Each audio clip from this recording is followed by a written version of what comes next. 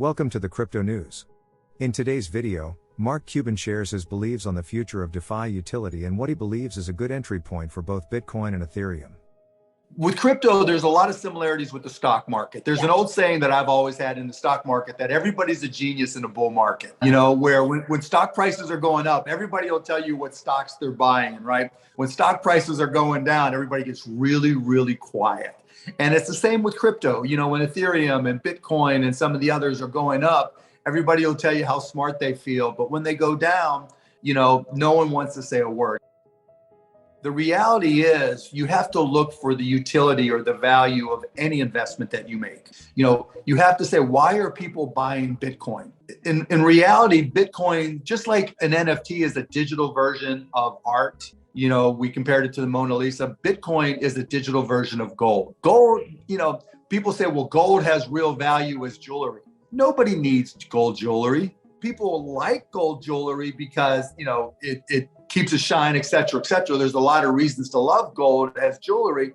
But if gold jewelry went away, the world wouldn't change. And there's a few manufacturing applications, but gold has value because people assign it value. And those types of investments are called store of value. They're kind of like commodities, like you just said.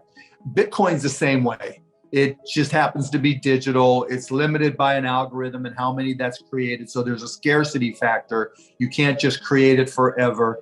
And because of that, and because it's easy to transfer, it's easy in some cases to use for cross-border payments between people in different countries. So there's some utility, but mostly people buy Bitcoin and own Bitcoin like I do because other people own Bitcoin, just like people buy gold. Now you hear a lot of stories. Bitcoin is a hedge to inflation. Gold is a hedge to inflation.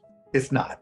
We're having a lot of inflation right now. Bitcoin ain't going up. We're having a lot of inflation right now. Gold ain't going up. They've bounced around pretty much where they are.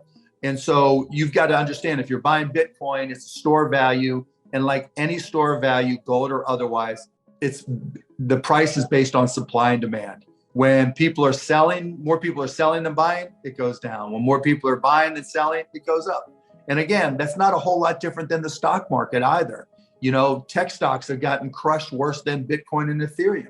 Now, Ethereum's a little bit different, right? Ethereum has some level of utility where you can use it for transactions. Most NFTs are bought and sold using Ethereum. So in order to buy a Bored Ape for 100 Ethereum, you have to go buy that Ethereum. And so the more demand there is for Bored Apes or the Ape coin or whatever that's based on Ethereum, the more value Ethereum, the token, is going to have. And so when I look at any of my crypto investments, that's the first question I have. What is the core utility of it? What value does it serve? And so that's why I own more Ethereum than I do Bitcoin. Now, that said, again, when all tokens, like stocks, have some level of speculators in it, right? People who aren't long-term investors, they just want to buy because they think it's going up.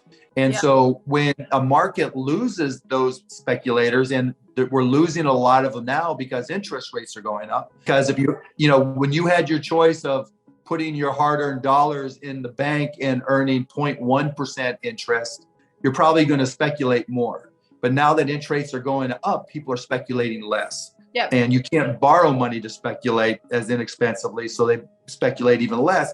And as a result, stock prices are going down. I own Amazon, I own Netflix. Those prices have gone down more than my Bitcoin and my Ethereum have gone down. But that's just the way it goes. And so, at this point in time, what I'm doing is looking to see, is there anything there that's gotten so cheap that it's time to really take a strong look at starting to buy some. And I've dabbled, when Ethereum gets down under let's say $1,800, I'll buy a little bit. When Bitcoin gets down under 28,000, I'll buy it just a little bit, because it's really hard to predict how low it's going to go. So I haven't gone all in yet. I look at DAOs and don't think of them so much as associated with Web3. I look at DAOs and say, okay, how can they change how people do business, right? And so one of the big things that's happening right now is, employees are starting to get a little bit more traction and having an impact at the companies that they work for, because at least as of now, there's more jobs than there are employees. And it's not hard to go, leave your job and find another job, possibly paying even more.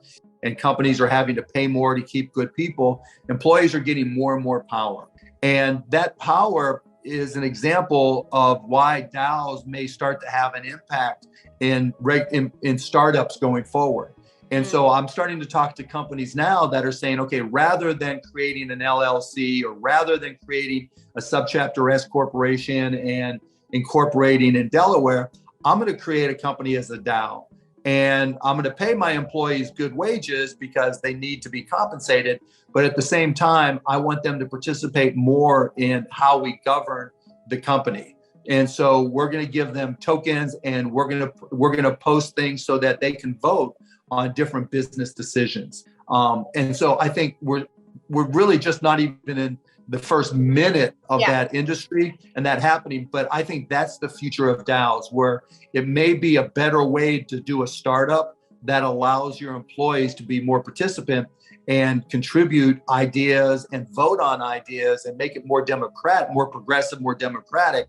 And if you start to see some companies achieve some success that way, I think you'll see more and more DAOs take place. I have bad news for you. If you're not rich by now, you're screwed.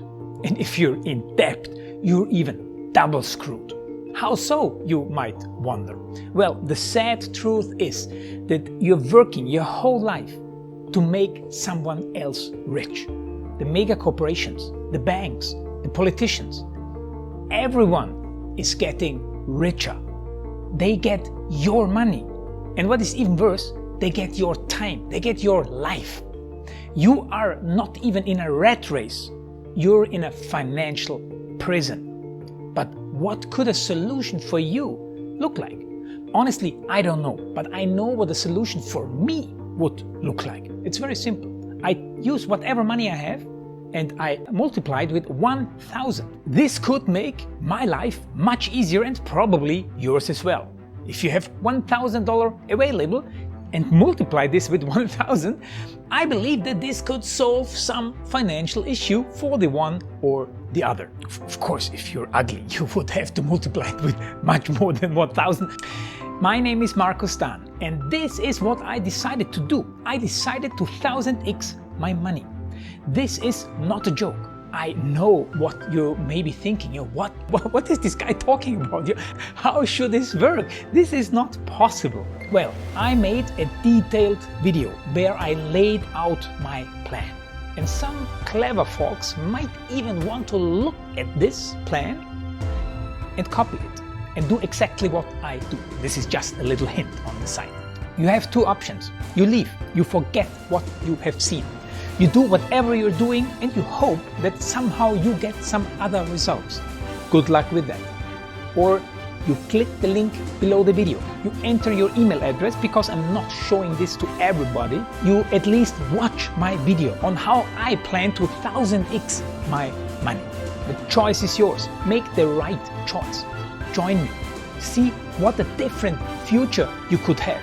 See at least how I plan to do the 1000x. So click on the link below, enter your email address, and I see you on the other side. Your Marco Stan.